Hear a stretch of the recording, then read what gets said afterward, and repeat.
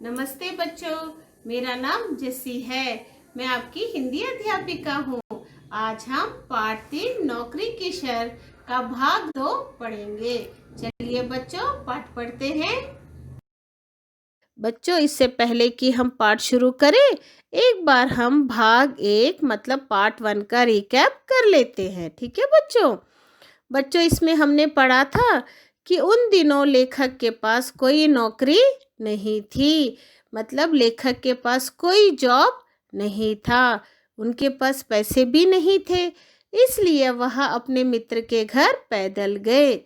बच्चों, चलते चलते इतना थक गए थे कि वह सीढ़ियों पर आराम करने लगे। ठीक है बच्चों, तभी वहाँ एक भिखारी आया, बेगर आया। उसने लेखक से आटा मांगा। तो लेखक ने झिड़कते हुए गुस्से में कहा, घर में आटा नहीं है। तो भिखारी ने कहा कि कोई फटा पुराना कपड़ा दे दो। लेखक ने फिर उसको गुस्सा किया और बोला, घर में कोई कपड़ा नहीं है, कोई भी पुराना कपड़ा नहीं है। तो उसके बाद लेखक ने सोचा वो भिखारी वहां से चला जाएगा, परंतु वो भिखारी वहां से नहीं गया, वहीं खड़ा रहा।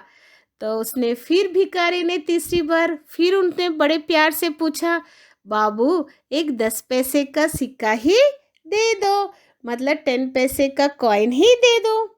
तो लेखक को बहुत गुस्सा आया। उसने बोला कि 10 पैसे का सिक्का भी नहीं है, चले जाओ यहाँ से। तो भिखारी वहां से नहीं गया। तो भिखारी ने कहा, पता है बच्चों लेखक से क्या कहा? कहा कि जब घर में आटा नहीं है, पुराने कपड़े नहीं हैं, कम से कम जेब में 10 पैसे का सिक्का भी नहीं है, तो यहाँ बैठे बैठे क्या कर रहे हो? चलो मेरे साथ, शाम तक 10-20 रुपए कमा ही लोगे। मतलब वो लेखक को सलाह दे रहे। तो भिखारी की बात सुनकर लेखक के मन में विचार तो आ रहा था कि जो भिखारी बोल रहा है सही बोल रहा है, क्योंकि लेखक के पास पैसे नहीं थे और भिखारी उसको बोल रहा था कि मेरे साथ चलोगे तो तुम्हें पैसे मिल जाएंगे। तो लेखक को भिखारी की बात बहुत पसंद आई। तो आइए बच्चों, अब आगे का भाग पढ़ते हैं। देखते हैं कि लेखक ने क्या निर्णय लिया, है ना? चलिए पढ़ते हैं।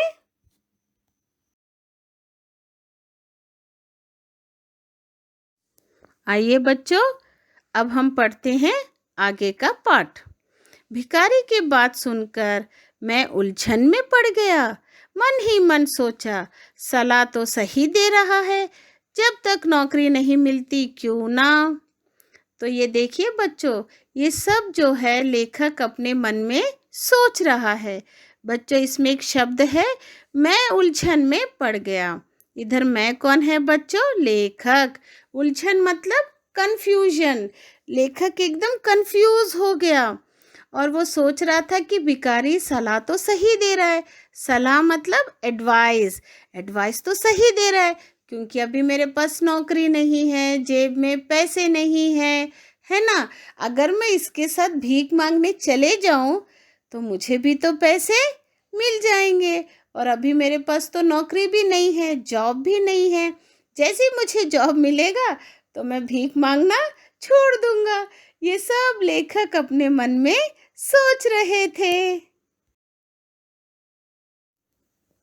अभी मैं भिखारी के प्रस्ताव पर ठीक से विचार कर भी नहीं पाया था कि मेरा मित्र अपने घर में से बाहर आया। उसने भिखारी को डांट कर भगाया और मुझे भीतर ले आया। देखिए बच्चों, उसके भिखारी का प्रस्ताव, प्रस्ताव मतलब विचार, प्रपोजल, है ना? भिखारी ने क्या प्रस्ताव रखा कि तुम मेरे साथ शाम तक भीख मांगने चलो, 10-20 रुपए तो कमा ही लोगे। तो लेखक को ये बात सही लगी। वो अपने मन में विचार कर ही रहा था कि मैं भिखारी के साथ चले जाऊं, भीख मांगू, तो शाम तक मुझे कुछ पैसे मिल ही जाएंगे। वो ठीक से विचार भी नहीं कर पाया। इतने में लेखक का मित्र घर से बाहर आ गया। बच्चों, लेखक कहाँ बैठा था? सीढ़ियों पर। वो मित्र के घर नहीं गया ना, तो इतने में मित्र बाहर आ गया। उसने भिखारी को डांट कर भगाया। देखिए आप चित्र में देखिए, मित्र क्या कर रहा है, भिखारी को डांट रहा है। उसने भिखारी को, बेगर को डांट कर भगाया। किसने? लेखक के मित्र ने। और लेखक को घर के अंदर बुला लिया। मित्र की इस हरकत पर मुझे गुस्सा आ गया। मैंने सोचा, नौकरी मुझे मिल नहीं रही, यह मुझे नौकरी दिलवाने में कोई मदद दे नहीं रहा। जो मददगार मिला उसे ऐसे भगा दिया जैसे अब मेरी रोटी पानी का इंतज़ाम यही करने वाला है। देखो बच्चों, अब लेखक को ऐसा लग रहा था कि भिखारी उसकी मदद कर रहा है ना। कि भिखारी ने क्या सोचा कि चलो मेरे साथ भीख मांगने। अब लेखक को ये ठीक लग रहा था, लेकिन इतने में उसके मित्र ने किसको भगा दिया? भिखारी को। तो इसीलिए लेखक को मित्र के ऊपर गुस्सा आ गया, है ना। तो वो सोचा कि मेरा दोस्त तो मुझे नौकरी दिलवाने में कोई मदद नहीं कर रहा। दिलवाने, इसको हम इंग्लिश में बोलते हैं गेट इट डन। ठीक है, मदद, मदद मतलब क्या है बच्चों? हेल्प, है ना। और मददगार मतलब हेल्पफुल। तो अब ये बोल रहा है कि एक तो भिखारी मेरी मदद करने के लिए तैयार था, लेकिन मित्र ने उसको भगा दिया। अब मेरी मदद कौन करेगा? मुझे नौकरी कौन देगा? अब उसने भिखारी को तो भगा दिया। अब मेरी रोटी पानी का इंतज़ाम यही करने वाला है। यही का अर्थ कौन है बच्चों? लेखक का मित्र। मित्र ही क्या इंतज़ाम करने वाला है? इंतज़ाम मतलब बच्चों अरेंजमेंट्स। ठीक है बच्चों, इंतज़ाम मतलब अरेंजमेंट्स। कौन इंतज़ाम करने वाला है? लेखक का मित्र। किसकी मदद करने वाला है? लेखक की मदद करने वाला है। मैं उसके बारे में और ना जाने क्या क्या सोचता कि उसने मेरे आगे एक अखबार रखते हुए कहा, यह देखो, तुम्हारे लायक एक नौकरी है। यह सुनते ही मेरी खुशी का ठिकाना ना रहा। अब लेखक बहुत गुस्से में था। क्यों था बच्चों? क्योंकि लेखक के मित्र ने किसको भगा दिया? भिखारी को। उस भिखारी को जो लेखक को नौकरी दिलाने वाला था। कौन सी नौकरी बच्चों? भीख मांगने की। अब लेखक उसमें भी खुश था, लेकिन उसके मित्र ने भिखारी को भगा दिया। भगाकर उसके सामने एक अखबार रख दिया। बच्चों, अखबार, अखबार का अर्थ है न्यूज़पेपर। देखिए चित्र में बच्चों, आप लोग भी न्यूज़पेपर पढ़ते हो ना रोज। उसमें क्या लिखा होता है? सब प्रकार के समाचार उसमें रहते हैं, है ना। तो उसके मित्र ने उसके आगे एक न्यूज़पेपर रख दिया और कहा, तुम्हारे लायक एक नौकरी है। लायक, लायक मतलब डिजर्व, नौकरी मतलब बच्चों जॉब।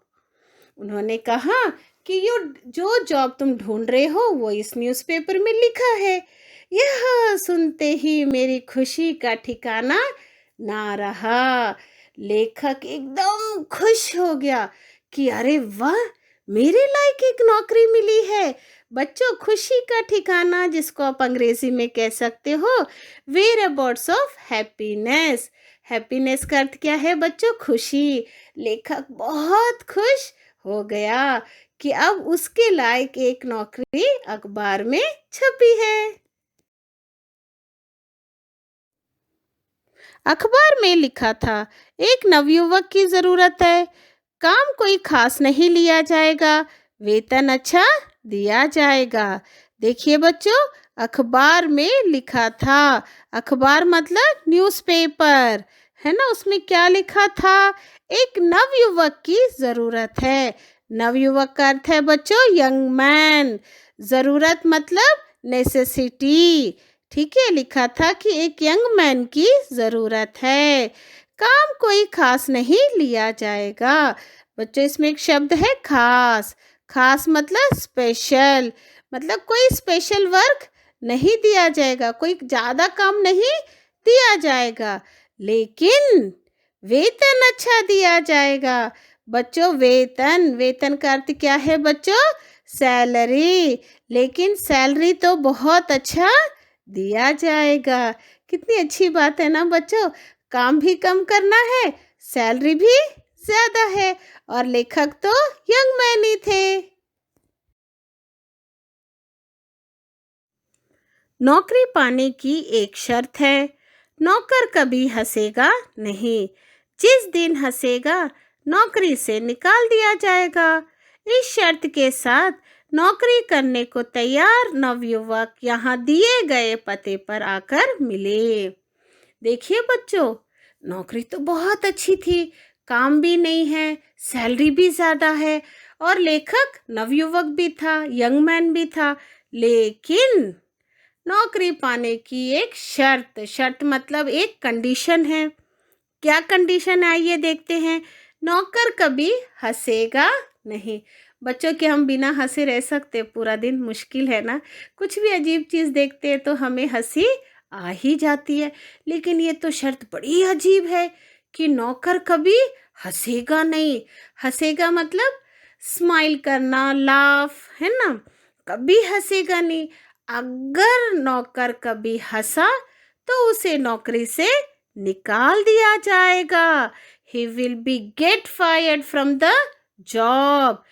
तो और जिसको ये शर्त मंजूर है वो आकर पते पर मिले। पते मतलब अखबार में उसने एक एड्रेस दिया था। उसने बोला जिसको भी ये कंडीशन पसंद है वो लोग आओ, नौकरी के लिए अप्लाई कर लो। मित्र ने सलाह दी, शर्त है तो अजीब, पर तुम तो यूं भी नहीं हंसते। जब हंसते हो तो लगता है रो रहे हो। तो मित्र ने सलाह दी। बच्चों किसको सलाह दी? लेखक को। बच्चों सलाह का अर्थ है सुझाव, जिसको हम इंग्लिश में कहते हैं सजेशन। ठीक है बच्चों। तो मित्र ने किसको सलाह दी? लेखक को। आइए देखते हैं। शर्त है तो अजीब। शर्त मतलब बच्चों कंडीशन, है ना। एक कंडीशन था ना, नौकरी पाने के लिए एक शर्त थी। शर्त है तो अजीब। अजीब मतलब क्या है बच्चों? विचित्र शर्त है ना बच्चों, अनोखा शर्त। कभी सुना भी नहीं है हम लोगों ने कि नौकर को कभी हंसना नहीं होगा, जिसको आप इंग्लिश में कह सकते हो स्ट्रेंज, है ना। शर्त बड़ी अजीब थी। और उसके मित्र ने उसका मजाक उड़ाते हुए कहा, तुम तो वैसे भी नहीं हंसते हो, और अगर कभी कभार तुम हंस भी दिए तो लगता है कि तुम रो रहे हो। तो उसके मित्र ने मजाक करते हुए कहा कि तुम तो हंसते ही नहीं हो, और अगर कभी तुम हंस भी दिए तो तुम्हारा चेहरा देख के ऐसा लगता है कि तुम रो रहे हो। अगर तुम कभी हंस भी दिए तो कोई यकीन ही नहीं करेगा कि तुम हंस रहे हो। इसलिए तुम ज़रूर ये नौकरी कर सकते हो। देखिए बच्चों, लेखक का मित्र लेखक से क्या कर रहा है कि तुम तो वैसे भी कभी हंसते ही नहीं हो, है ना। इसमें एक शब्द आया बच्चों, यकीन। यकीन का अर्थ है भरोसा, जिसको आप इंग्लिश में कहते हैं बिलीव। ठीक है। तो उसका मित्र लेखक को बोल रहा है, अगर तुम कभी हंस भी दोगे तो कोई भी बिलीव नहीं करेगा कि तुम हंस रहे हो। सामने वाला क्या सोचेगा कि तुम रो रहे हो। इसीलिए तुम ये जॉब ज़रूर कर सकते हो, तुम ये नौकरी ज़रूर कर सकते हो। मतलब तुम तुरंत अखबार लो और इस पते पर चले जाओ, यह नौकरी सिर्फ तुम्हारे लिए ही है। आइए बच्चों, अब इसमें आए नवीन शब्दों को पढ़ते हैं। पहला शब्द है उलझन, दूसरा शब्द है प्रस्ताव, तीसरा शब्द है हरकत, चौथा शब्द है मददगार। दूसरा सेक्शन है बच्चों शब्दार्थ। पहला शब्द है अड़ियल, जिसका अर्थ है बहुत जिद्दी। दूसरा शब्द है प्रस्ताव, जिसका अर्थ है विचार। तीसरा शब्द है सलाह, उसका अर्थ है परामर्श। चौथा शब्द है दर्पण, जिसका अर्थ है आईना। बच्चों वर्कशीट सोच समझ के ध्यान से कीजिए। ठीक है बच्चों, आगे का पाठ हम अगली क्लास में पढ़ेंगे। अपना ध्यान रखिए बच्चों। धन्यवाद। नमस्ते।